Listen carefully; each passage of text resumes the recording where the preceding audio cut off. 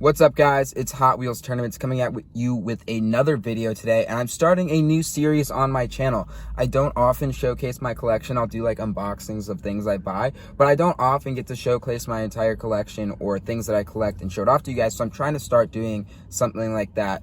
It won't necessarily be weekly. The first big series that I'm going to do that's a part of that is I'm trying to collect what I believe might be the most, I don't know, the most difficult set to complete from the modern Hot Wheels era is how I'll put it. I consider the modern Hot Wheels era kind of from like 2008, 2009 onward. That's where Hot Wheels had a big shift in terms of brand marketing, the types of cars they made, and really is like the era that I've collected since I've started collecting, because it's the era that I've essentially grown up in with Hot Wheels. Anyways, that line, as you probably guessed from the title and the thumbnail, is the Speed Machines line. For those of you that don't know what the Speed Machines line, it was this really cool exotic car series that was produced in like 2010 and 2011. I want to say were the 2 years it was produced. It was a little ahead of when I started collecting, so I don't have any of the models because it wasn't in stores when I started collecting. Anyways, it was really awesome. It just ended up being a little bit ahead of its time, and it's got a couple things that make it unique. First off, it's got the dual molded wheels. They've only ever been done on the Speed Machine cars, which makes them really unique, and also that they look really nice, so a lot of collectors really like that.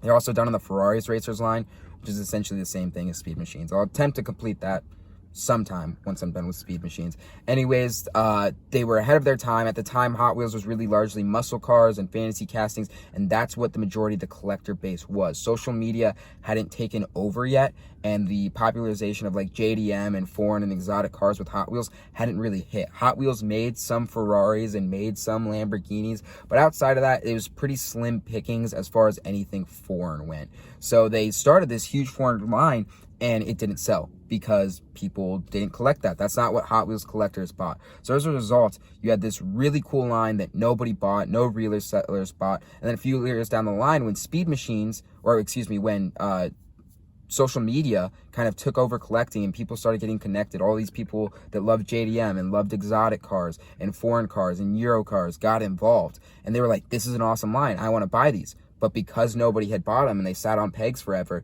and no resellers had them, you all of a sudden had this super high demand from new collectors who didn't have them because they weren't collecting at this time, and this super low supply from people in the hobby because they thought they were worthless and just were never going to be valuable and never going to sell, and nobody wanted them. So you just have like this insane dynamic of really high demand, really low supply. That's made them really hard to find. It's made them really expensive in many cases on eBay. Right now, the lowest Speed Machines go for like $12 to $15, $15 to $20 usually, and it costs $250 to buy them. You're talking like the average Speed Machine has like a 1,500 to 2,000% appreciation on the low end. Some of them are well over 200, 250, even get into the 300s at point, which is just like absolutely insane. It's like 20,000% appreciation. It's nuts that they've gotten this expensive. So there's 77 in the line. I'm going to be attempting to collect them all.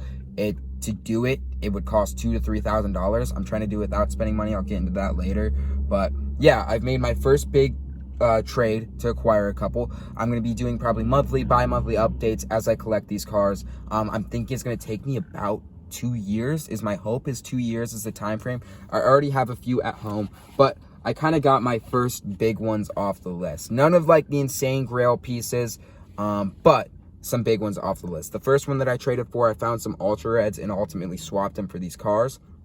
McLaren F1 GTR.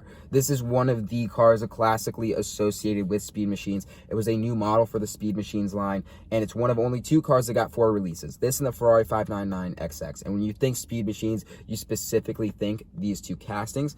Now here's a look at this one. This one on average for eBay is kind of in the $90 to $100 to $110 range is usually what you see it going for. It's really, really cool. It's got this two-tone that I love. This is another thing about the Speed Machines. The paint jobs are immaculate. The silver to the orange with the GTR on the side is really nice. Tail lights, headlights, just fantastically done. Fantastic execution on this casting. And forever, this was a Speed Machines only casting. And then it got released in like a Cars of the Decades line. And then it's had like now like 3 mainline releases. It's had 3 this year, and then 1 a few years back. So 4 mainline releases over 2 separate years. And then it's got a Gran Turismo release. But still, definitely a Speed Machines car. Definitely a car that should be associated with Speed Machines, and absolutely awesome. It's popular and expensive for a reason. There was a set of Speed Machines, the 2011 cars, I believe. Big box retailers didn't pick them up, Walmart and Target, because they didn't sell. So they were only available overseas and in like weird like dollar stores and AutoZone in like the US. And that has created some like ultra valuable Speed Machines. Those are the cars that go for $200, $300. And there's a version of this F1 that is like reddish orange with like yellow GTR and like big letters on the side that is awesome, that goes for like $200 consistently. So eventually I'll have all 4 of these. It's one of the main cars I'm going to focus on to start because I love McLaren and I love the F1, but super happy to cross this off the list. It's a fantastic piece. Super happy to see that. Next up, Porsche Cayman S. This falls in like the more average Speed Machine pricing. I would say the average Speed Machine, if you averaged out all the cars, you're probably looking at $40 to $50. This is usually about a $50 to $40 car on eBay is what you'll usually see it listed for. But yeah, this one is absolutely awesome. Comes in like this kind of matte, it's not matte black, but it's not like super glossy. It's kind of an in between, but looks super, super nice. If you can see, it's got some deco on there. It's not just straight black. There is some like tampering on there. So it's like this two-tone black that actually looks really, really cool. But happy to have this one. I think it's an awesome piece. I absolutely love Porsches. So when I was able to trade for this, I was super excited. I contacted a lot of people about trading my Ultra Reds for Speed Machines. A lot of people only wanted to offer 1 or 2, and they were going for like 60, 70 bucks on eBay. I probably had $170, $180 worth of Ultra Reds based off like current eBay prices. So I was really trying to get about $180 worth of cars. And I would say with what I got, I came pretty close. I have one more here to show you guys. That's the Porsche Cayman S. And that is the Saleen S7. Right here. Now, this is not one of the more valuable ones. It's not in the same realm that the Cayman is, and it's certainly not in the same realm as the F1. But this one's really cool. Probably like 25 to 30 is what you usually see for this on eBay.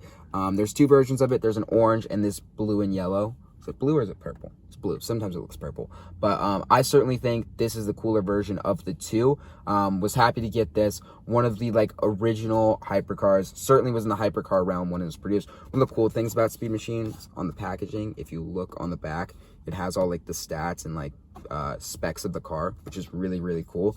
Top speed on this thing was 265 miles per hour, horsepower 750, 0 to 60 in 2.8 seconds. That's absolutely a hypercar in anybody's book. So super happy to get this one, another one off the list. So those are the 3 today. I will try and do kind of, like I said, monthly to bi-monthly updates as I acquire cars. I'll talk about how I got them, how I went about getting them. The goal is to spend as little money as possible and ideally try to trade for most of these. So whether it's through cool pieces, supers, ultra reds, whatever I may find. If I don't want them in my collection, I'm just going to try and trade them for Speed Machines before I end up going the selling route. If I do end up selling them, whatever I sell them for, I'll probably put that money towards Speed Machines, because in the end of the day, you know, if I'm finding $5, $10 cars, $1 cars in the case of supers, selling them for like 70, 80 bucks, well, I can, you know, save 50 of that and then use 30 of that to go get, you know, a Speed Machine I don't have yet. Some of them are going to be difficult. I mean, if you know Speed Machines, I mentioned that F1 earlier. The Zamac Ferrari 599XX is one of just like in general the rarest and most expensive Hot Wheels from the modern era. You're talking a lot of times in like the $300 range. There's a Porsche Carrera GT that gets up there. Liberty Countach gets up there. The Bugatti Veyron gets up there. It wasn't even part of those hard to find releases. It was pretty common. It's just the Bugatti Veyron. So we'll see. I'll do monthly updates or bi-monthly updates, whatever it may be. Let you guys know how it's going on my road to completing the 77 Speed Machines. I'm excited for this. I think it's going to be really fun, and I'm excited to showcase me, not just a part of my collection, but me actually collecting and trying to acquire something that I've wanted to do for a long time. And I finally kind of have the money and the time to go about doing it in a way that's not like completely financially irresponsible. So that's all for now, guys. Please make sure to like, comment, subscribe. Let me know what your favorite Speed Machine is, if you have any. Do so in the comments all down below. I'll showcase what I have at home when I get home from college. That'll probably be the next update, probably sometime in December-ish, January. And I'll see y'all later. Peace.